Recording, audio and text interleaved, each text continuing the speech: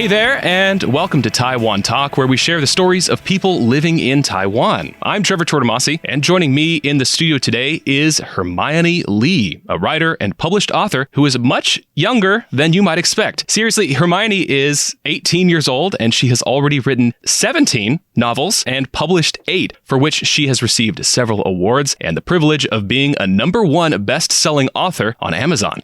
Hermione, welcome to the show. Thank you, Trevor. I'm very proud and humble to be here. Yay! Well, okay, so you seem like a pretty modest person, but I tried to do a little bit of the bragging for you. For real, though, you've written so much already. I'm leaving those pauses in. When did you first start writing stories? When I was 10, I first began a book, and, well, I did not like that story, so I gave up after 2 months. But I've always dreamed of being an author since then, and I started writing In the Name of the Otherworld a month before I turned 14.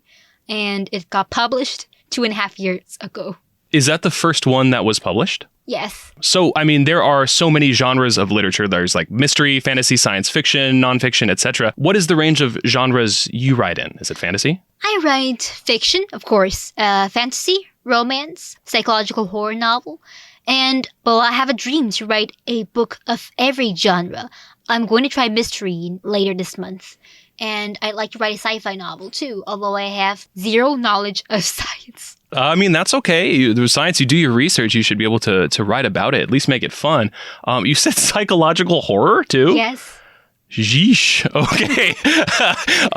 You said I'm planning to write another one this month. Yes. The thing that strikes me about that sentence is that most people would aspire to write a novel this decade. You're writing another one this month. I kind of want to know, since for anyone else who likes math, Hermione has written about 16. I'm sorry, I keep saying I wrote 16, and in the time it took me to write the number 16, she has already written another one. Hermione has written around 17 novels in about 4 years. So how much time do you spend writing per day, per week? I would say it varies because I have good days and bad days, like everyone.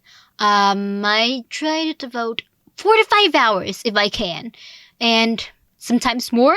I count them by words and not really hours. I usually try to maintain like 4,000 to 6,000 a day. Dang. Okay.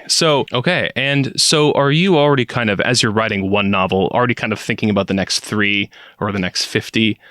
Sure. Okay. So you're always kind of, you're spinning all these plates in your head. But from kind of starting to write one novel, how much time is it until like that novel is out in the world? The shortest, I think, a month or something. And the longest, like 3 or 4 years. Okay. So the next biggest question is, how do you balance all of this with maybe going to school? Since you're 18 now, you've probably had some school experiences in which you had to come home and write or balance it with homework. I'm homeschooled, so that takes a lot of the pressure off. I've always been at a normal school until I was 16, and I went ahead and got homeschooled. And it wasn't easy to balance school and writing. So I would usually just print the stuff out, bring it to school, edit at recess, try to make the most of the fragments of time, the little fragments of time I have. Yeah. Well, what is the toughest part so far been for you writing novels? Is it the story crafting? Is it the world building? Is it the editing process?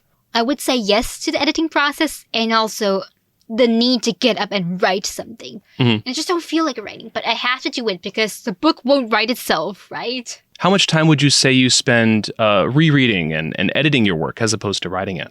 I used to edit all the time, like I would do so much editing, but now that I've written so many, I think it's more than enough to do one round of editing.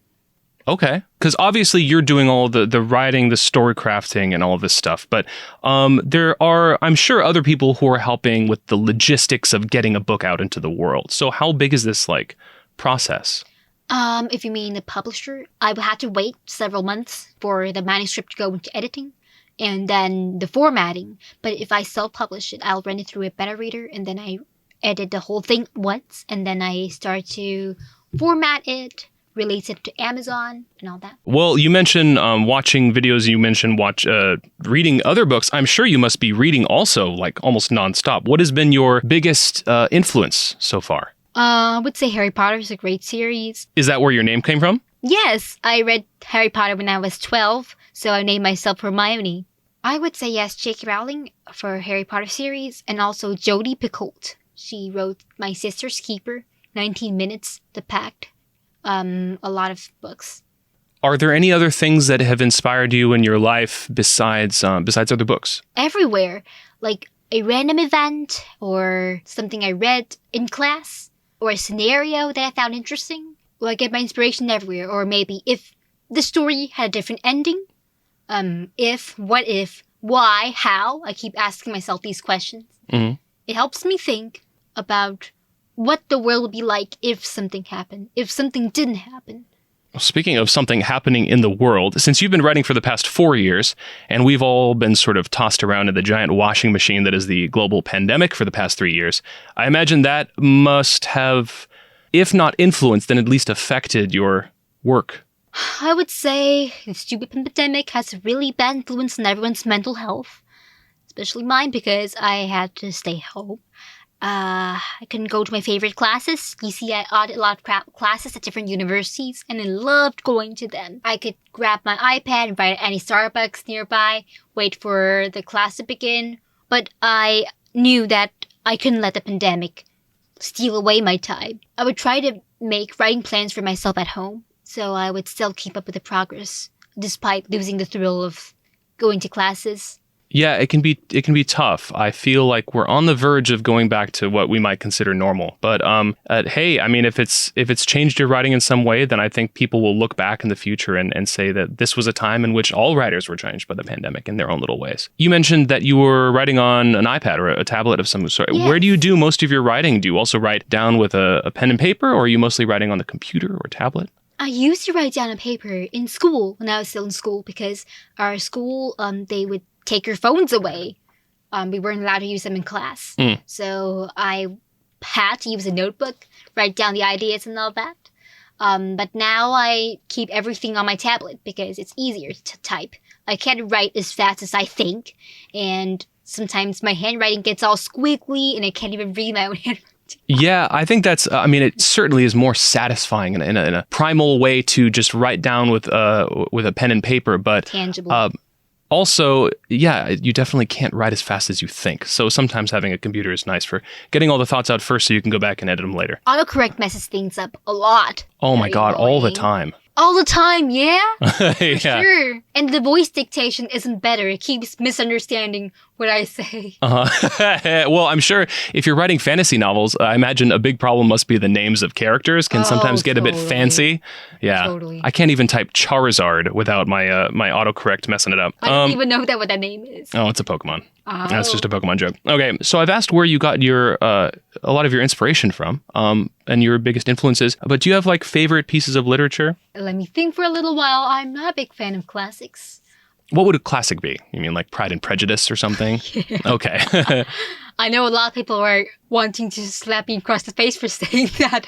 No, I'm sure you'll find just as many allies as enemies in that. Yeah, for sure. Yeah, I think a lot of it comes down to respecting that all literature has its place in history, but I don't have to enjoy reading about like 16th century England or something like that. Oh, for sure. Yeah. I like The Raven by Edgar Allan Poe. Mm-hmm. I also love a lot of Maya Angelou's poems. Love a good poem. Yes, for sure. Because I took a class in Shishing University called American and British Poetess. And I learned a lot from those classes. A lot of poems. Oh, I write a lot of poems, by the way. I heard that you do too.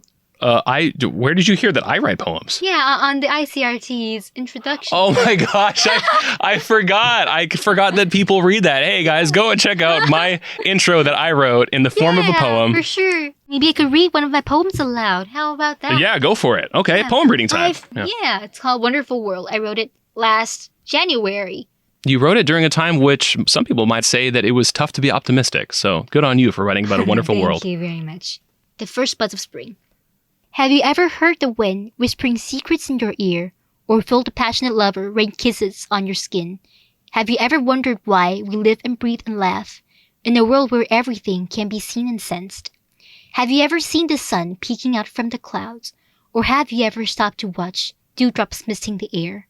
Have you ever tried to explore and navigate this big white world, and feel the sights and smells and sounds beckoning to you each day?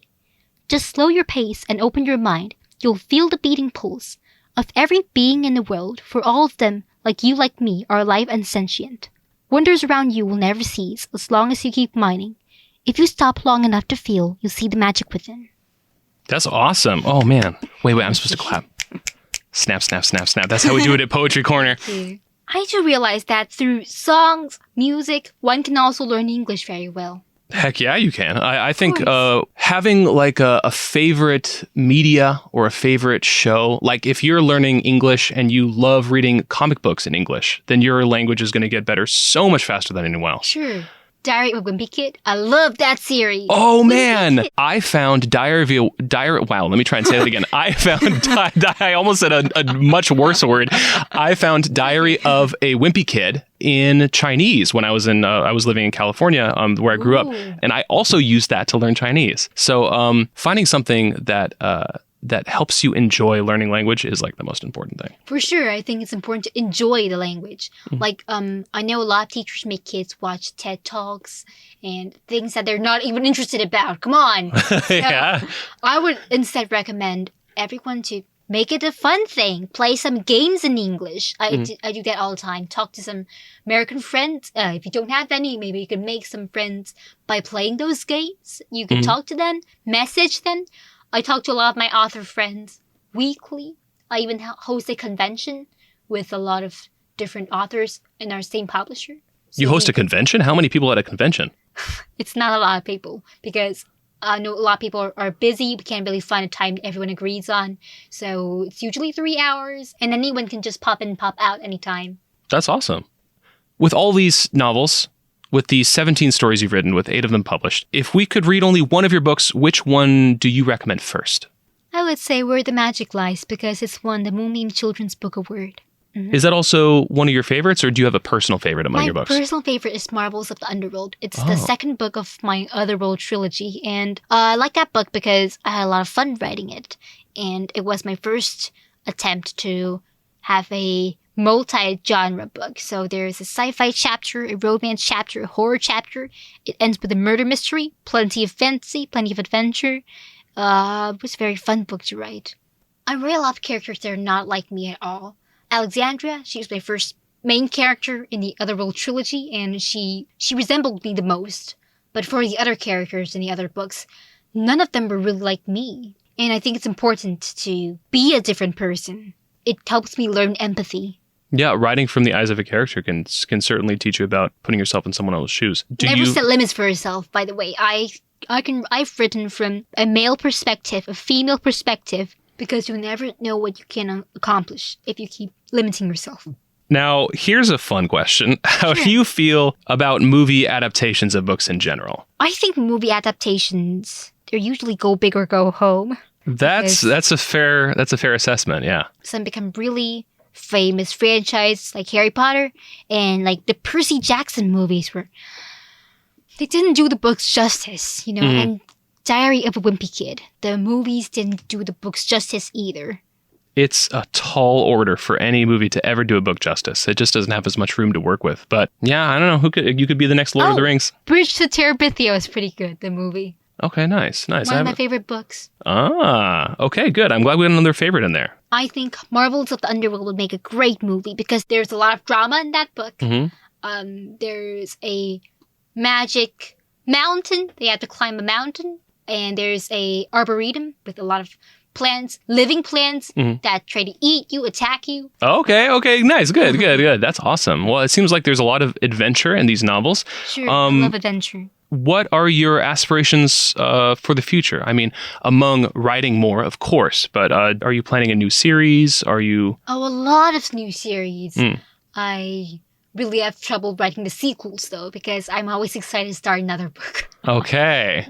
I've heard that Stephen King has a problem of, like, he writes amazingly, obviously, and then he just has trouble kind of tying up the ribbon of the end of each of his novels. People say he doesn't end books as gracefully as he writes them. Is that a thing a problem you've encountered writing stories? Yes, some stories are like that when you don't know how to close them. But I think that endings don't always have to be happy or sad. They just have to be satisfying.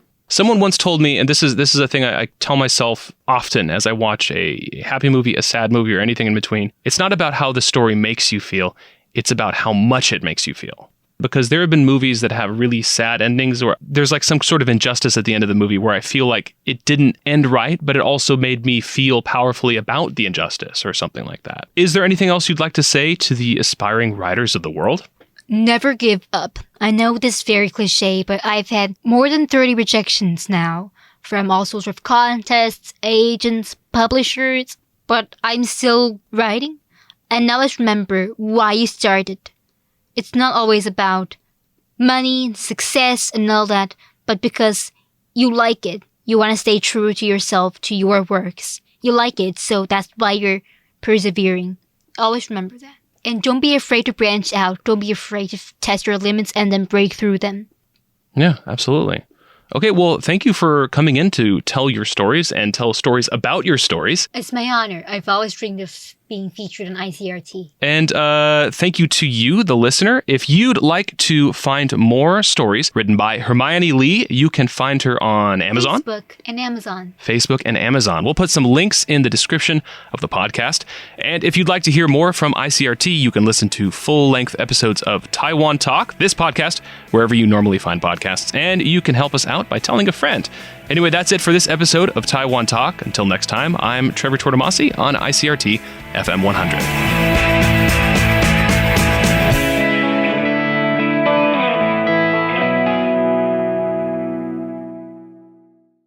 If you'd like to hear more from ICRT, you can check out our other podcasts. We've got Taiwan This Week, a roundup of the news in Taiwan every Friday, English in the News for useful English expressions explained in Chinese, and EZ News, spelled with the letters E and Z, for simplified daily news. For some lighter news in both English and Chinese, check out News Bites and News for Kids. And if you enjoy them, tell a friend. Thanks for listening.